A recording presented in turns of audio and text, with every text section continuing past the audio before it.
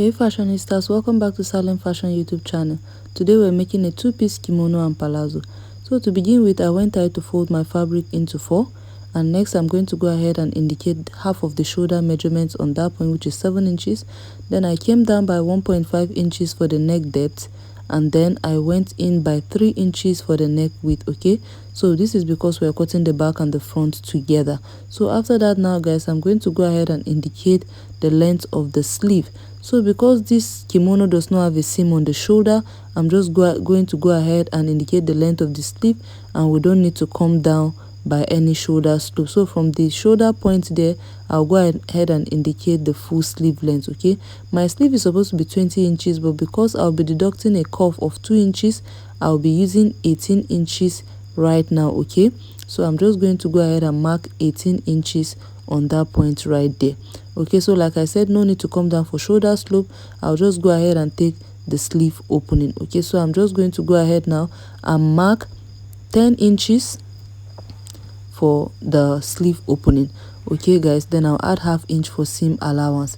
After that, now I'm going to come in on that point of the ½ inch by 1 inch inward to give it a little sleeve definition.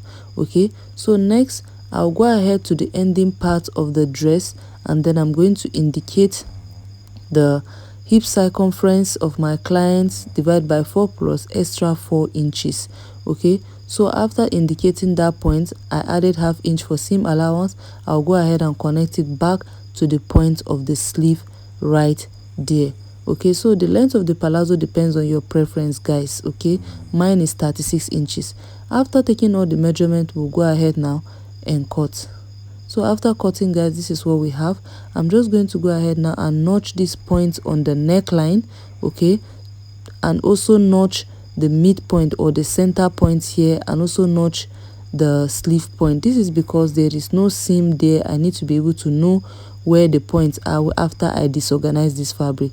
Now I'm just going to go ahead and open it like this, and then refold it in a form that will separate the back piece and the front piece. Okay, this is because the front piece is going to have a slit in front, and we need to cut out that slit right now. So now I'll be using this part as the front here. So what I need to do is to go ahead now and use my straight ruler and just mark out the points. So from that neckline point, I'll mark it down to meet the point of the hip circumference divided by 4 on the lower part there. Then we'll cut. So after cutting, this is what it is going to be looking like. Okay, you can see that the front is now 2 pieces. This is what it is looking like, guys. Okay, the front is now 2 pieces. So the next thing we need to go ahead now to do is to join the sides of the kimono. I hope you understand. I'm sorry if I am rushing this too much. I have a detailed tutorial already about this kimono, so you can go ahead and check it out on my channel. Link will be in the description box. Okay, and please, you can take 1 minute, guys, to subscribe to the channel if you haven't. Now let's proceed to the tutorial. So guys, I have gone ahead to join the fabric. As you can see, I have joined the sides of the kimono together. Okay, now we need to go ahead and cut out the lapel. Okay, so I'm just trying to cut out the lapel. The length I'm going to be using is going to be 39 inches. Okay, the length of this lapel depends on your preference. Now here is my lapel. I have cut it out. The length is 39 inches and the width is 6.5 inches. Okay guys, so what we need to do is you go ahead and fold it like so. The wrong side will be outside, and we're going to take it now over to the sewing machine and stitch this part. Okay, just stitch it by 1/4 inch. Okay, so after that, you stitch the second part. Okay, then turn it out to the fine side now and top stitch on it. Okay, so after that, this is the sleeve curve. Okay, and the length of this sleeve curve, I've cut out 2 pieces of it. The length is 11 inches and the width is 7.5 inches. Okay, now we're going to go ahead as well and sew this. You are going to just flip it over like this and join it together, and we'll take it over to the sewing machine and sew it, and repeat the same process on the second curve. Okay, so after sewing it, guys, this is what I have here. Now we're going to go ahead and turn it out.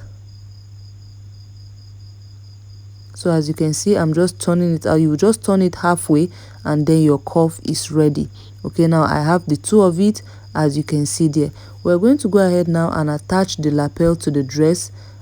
Now I've gone ahead to pin down the lapel on top of my dress. I notch the center point of the neckline before attaching that.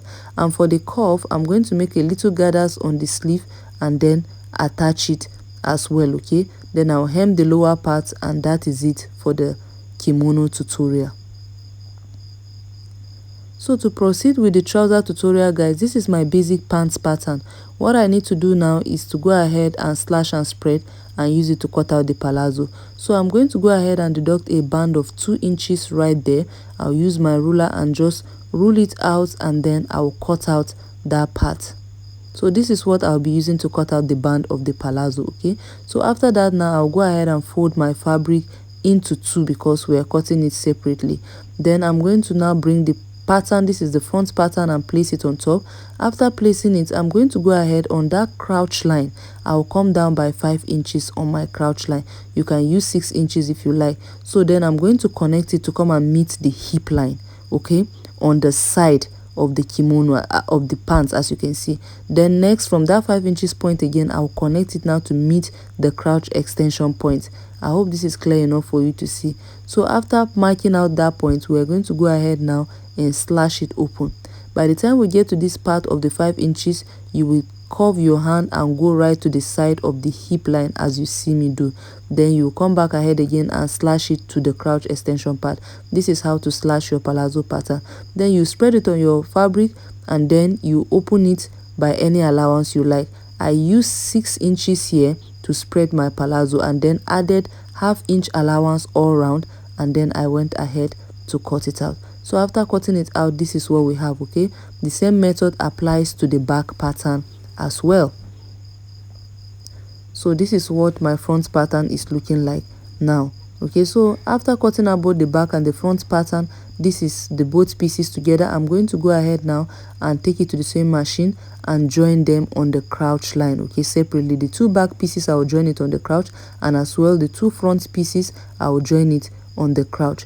So for the band, I'm going to go ahead now and bring the 2 pieces together and eliminate the darts that are on it. Okay, so I'm going to use my paper tape to just tape down that part and just close up the dart. After that, I'm just going to join the 2 bands together, the 2 pieces together, and then I'll use my tape again to tape it down to connect the 2 together, because we're going to be cutting it on fold. Okay, so we just need 1 pieces of pattern. Now I'm going to go ahead and spread my fabric. The fabric is on fold, and then I place my pattern. You will notice that my band is a bit curved. That is the essence of using your band, cutting out your band from your pattern. Is going to give a curvy effect because our waist is not straight. Right now, I'm going ahead to now pin it down. After pinning it down, I'm adding ½ inch allowance all around the band, okay, on the upper part, the lower part, all ½ inch. Then I'll go ahead and cut it out. So after cutting it out, this is my band. It is ready. I'll also go ahead now and sew it round and top stitch on it. As you can see, I'll cut out another lining piece for this, and then I'll attach them and sew it.